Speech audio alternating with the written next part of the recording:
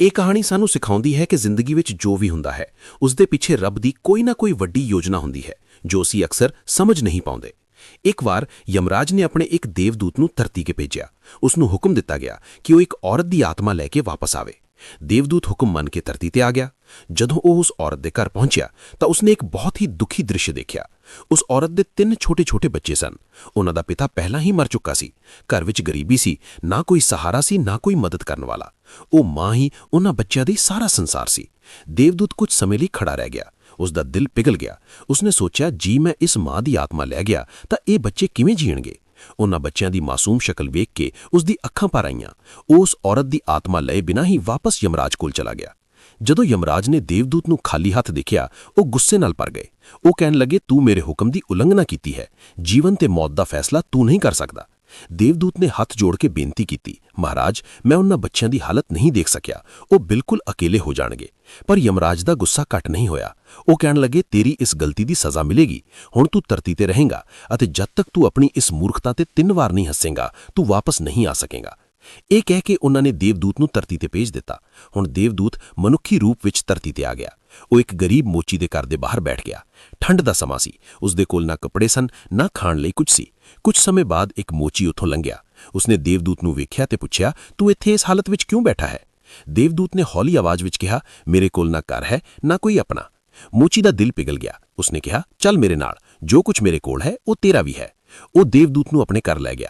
ਜਦੋਂ ਮੋਚੀ ਦੀ ਪਤਨੀ ਨੇ ਇਹ ਦੇਖਿਆ, ਉਹ ਗੁੱਸੇ ਨਾਲ ਭਰ ਗਈ। ਉਹ ਕਹਿਣ ਲੱਗੀ, ਸਾਡੇ ਕੋਲ ਆਪਣੇ ਬੱਚਿਆਂ ਲਈ ਵੀ ਕੁਝ ਨਹੀਂ ਤੇ ਤੂੰ ਇੱਕ ਹੋਰ ਬੰਦਾ ਘਰ ਲੈ ਆਇਆ। ਉਸ ਦੀ ਗੱਲ ਸੁਣ ਕੇ ਦੇਵਦੂਤ ਹੌਲੀ ਜਿਹਾ ਮੁਸਕਰਾਇਆ। ਉਸ ਨੂੰ ਪਤਾ ਸੀ ਕਿ ਇਸ ਦੇ ਆਉਣ ਨਾਲ ਇਸ ਘਰ ਦੀ ਕਿਸਮਤ ਬਦਲਣ ਵਾਲੀ ਹੈ। ਇਹ ਉਸ ਦੀ ਪਹਿਲੀ ਹੱਸੀ ਸੀ। ਸਮਾਂ ਬੀਤਦਾ ਗਿਆ। ਦੇਵਦੂਤ ਮੋਚੀ ਨਾਲ ਕੰਮ ਕਰਨ ਲੱਗ ਪਿਆ। ਉਹ ਜੁੱਤੀਆਂ ਬਣਾਉਣ ਵਿੱਚ ਮਦਦ ਕਰਦਾ, ਪਰ ਉਸ ਦੇ ਬਣਾਏ ਜੁੱਤੇ ਬਹੁਤ ਸੋਹਣੇ ਤੇ ਮਜ਼ਬੂਤ ਹੁੰਦੇ ਸਨ।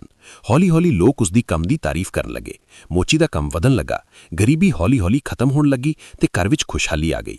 ਇੱਕ ਦਿਨ ਰਾਜੇ ਦਾ ਨੌਕਰ ਉਹਨਾਂ ਕੋਲ ਆਇਆ। ਉਹ ਮਹਿੰਗਾ ਚਮੜਾ ਲੈ ਕੇ ਆਇਆ ਸੀ। ਉਸਨੇ ਕਿਹਾ, ਇਸ ਨਾਲ ਰਾਜੇ ਲਈ ਜੁੱਤੇ ਬਣਾਓ। ਮੋਚੀ ਨੇ ਕੰਮ ਸ਼ੁਰੂ ਕੀਤਾ, ਪਰ ਦੇਵਦੂਤ ਨੇ ਜੁੱਤਿਆਂ ਦੀ ਜਗ੍ਹਾ ਚੱਪਲਾਂ ਬਣਾ ਦਿੱਤੀਆਂ। ਮੋਚੀ ਡਰ ਗਿਆ।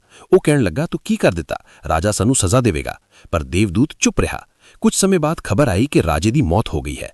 ਹੁਣ ਉਸ ਦੇ ਅੰਤਿਮ ਸੰਸਕਾਰ ਲਈ ਚੱਪਲਾਂ ਦੀ ਲੋੜ ਹੈ। ਇਹ ਸੁਣ ਕੇ ਦੇਵਦੂਤ ਹੱਸ ਪਿਆ। ਇਹ ਉਸ ਦੀ ਦੂਜੀ ਹੱਸੀ ਸੀ। ਕੁਝ ਸਮੇਂ ਬਾਅਦ ਇੱਕ ਬੁੱਢੀ ਔਰਤ 3 ਸੋਹਣੀਆਂ ਜਵਾਨ ਕੁੜੀਆਂ ਨਾਲ ਮੋਚੀ ਦੇ ਘਰ ਆਈ। ਉਹਨਾਂ ਨੇ ਕਿਹਾ ਕਿ ਉਹਨਾਂ ਨੂੰ ਵਿਆਹ ਲਈ ਚੱਪਲਾਂ ਚਾਹੀਦੀਆਂ ਹਨ। ਦੇਵਦੂਤ ਨੇ ਉਹਨਾਂ ਕੁੜੀਆਂ ਨੂੰ ਧਿਆਨ ਨਾਲ ਵੇਖਿਆ ਤੇ ਉਹਨਾਂ ਨੂੰ ਪਹਿਚਾਣ ਗਿਆ।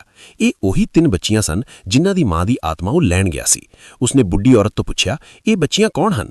ਬੁੱਢੀ ਔਰਤ ਨੇ ਕਿਹਾ, ਇਹਨਾਂ ਦੀ ਮਾਂ ਬਹੁਤ ਸਾਲ ਪਹਿਲਾਂ ਮਰ ਗਈ ਸੀ। ਮੈਂ ਇਹਨਾਂ ਨੂੰ ਗੋਦ ਲੈ ਲਿਆ ਸੀ ਤੇ ਆਪਣੇ ਬੱਚਿਆਂ ਵਾਂਗ ਪਾਲਿਆ ਸੀ। ਉਸਨੇ ਅੱਗੇ ਕਿਹਾ, ਅੱਜ ਇਹ ਬਹੁਤ ਚੰਗੇ ਘਰਾਂ ਵਿੱਚ ਵਿਆਹ ਰਹੀਆਂ ਹਨ ਤੇ ਇਹਨਾਂ ਦੀ ਜ਼ਿੰਦਗੀ ਖੁਸ਼ੀਆਂ ਨਾਲ ਭਰੀ ਹੋਈ ਹੈ। ਇਹ ਸੁਣ ਕੇ ਦੇਵਦੂਤ ਨੂੰ ਆਪਣੀ ਗਲਤੀ ਦਾ ਅਹਿਸਾਸ ਹੋਇਆ। ਉਸਨੇ ਸੋਚਿਆ ਕਿ ਜੇ ਉਹ ਉਸ ਦਿਨ ਆਪਣੀ ਮਰਜ਼ੀ ਚਲਾਉਂਦਾ ਤਾਂ ਸ਼ਾਇਦ ਇਹ ਬੱਚੀਆਂ ਅੱਜ ਇੰਨੀ ਖੁਸ਼ ਨਾ ਹੁੰਦੀਆਂ।